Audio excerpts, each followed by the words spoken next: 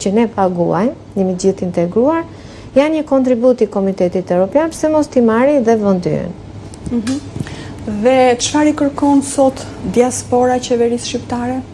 Cila do është në pushtet. Sot është Partia Socialiste, cila do qoftë nesër që do t'jetë. Diaspora kërkon që ne t'jemi partner të barabartë, gjithë përfshirës dhe të jemi domethënë në vazhdimsi dhe në vëimsi.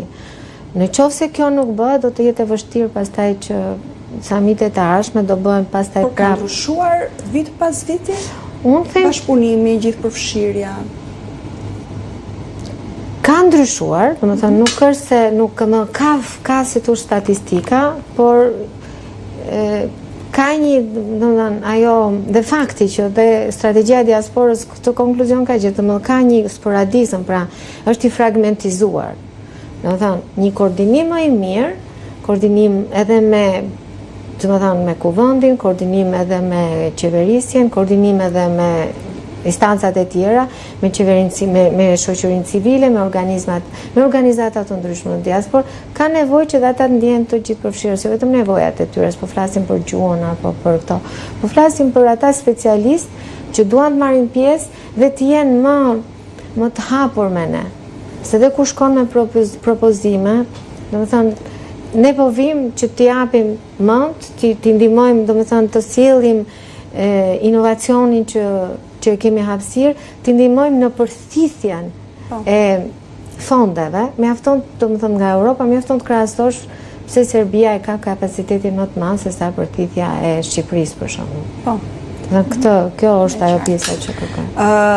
Tematika e panelit ku ju përfshit ishte për identitetin kombëtar dhe qendrat kulturore. Në fokus çfarë, zonja Hyka, çfarë konkretisht? Tematika domethënë ishte e lidhur me koncepti, sepse qendrat kulturore janë vërtet domethënë nuk janë thjesht vende ku shqiptarët duhet mblidhen dhe të kenë, si më thënë hajde po mblidhen për të bërë një fest, po janë tamam ato laboratoret e trashëgimisë, e ruajtjes, domethënë ngritjes edhe të komunitetit në një format tjetër.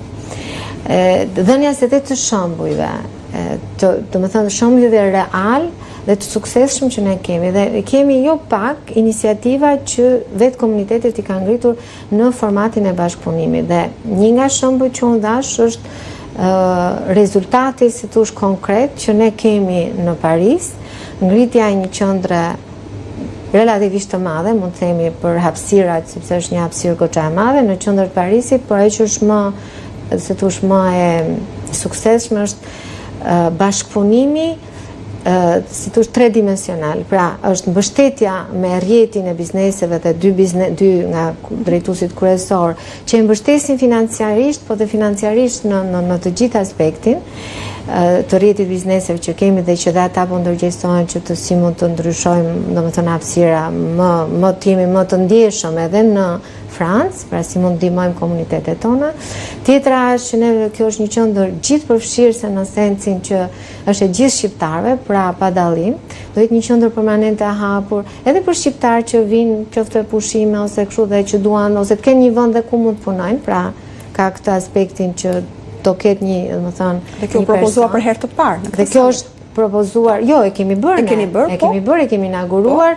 Dhe hapësira tjetër është përveç meje që dhe si përfaqësuese apo domethënë si thosh si nxitse në këtë pjesë, kemi edhe këto komunitetin të shqiptarëve që kanë studiuar, janë integruar, janë profesionistë të rinj që në realitet normalisht duhet jenë më të fokusuar te karriera dhe nuk kanë shumë kohë, dhe këtë ne e dim se gjithë kemi kaluar në atë fazë, janë shumë të ndërgjegjësuar dhe domethënë ato organizimet e vogla tani po ju japim një hapësirë ku mund të organizohen dhe drejtimin e qendrës ja kemi lënë. Pra kemi ngritur një balancë midis fondatorëve që janë si thosh bordi drejtues, edhe ata që e menaxhojnë. Po janë në dieni shqiptarët të këtyre qendrave? Janë, sepse ne kemi bërë domethënë suksesshëm ai si thosh programet ose aktivitetet permanenti që kemi 5 në vit, kanë qenë 2 vjetë radhasi, kemi bërë festën kombëtare, 28 nëntorin, dhe në të dyja rastet kemi mbledhur mbi 200-300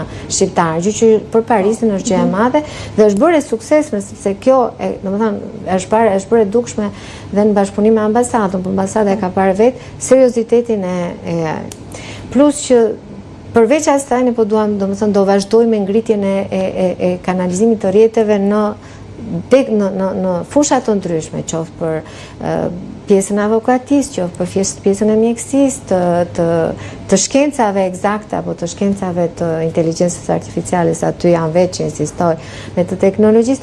Të gjitha këto po duan edhe ato kohën e vet. Domethënë ne themi që mund bëheshin më shpejt, sigurisht që mund bëheshin më shpejt, po duan kohën e vet sepse janë qendra. Nuk është një model suksesi. Ka modele të tjera, Milano është një qendër tjetër që është ngrit po prap iniciativën dhe që është funksionale.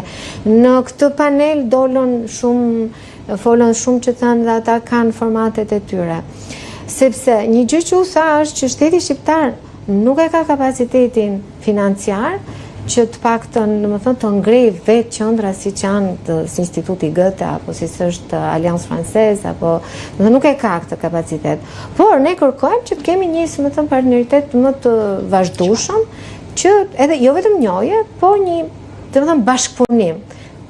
Ne këtë po e mbajmë vetë dhe e dimë që jemi të koshient për këtë pjesë dhe kemi ngritur dhe 3 kurse, domethënë, të gjuhës shqipe që janë nga 4 vjeç deri në 14-15 vjeç, që shive domethënë interesi dhe kanë kërkuar dhe të rriturit që domethënë të vazhdojnë të hapen dhe kurset për të rritur.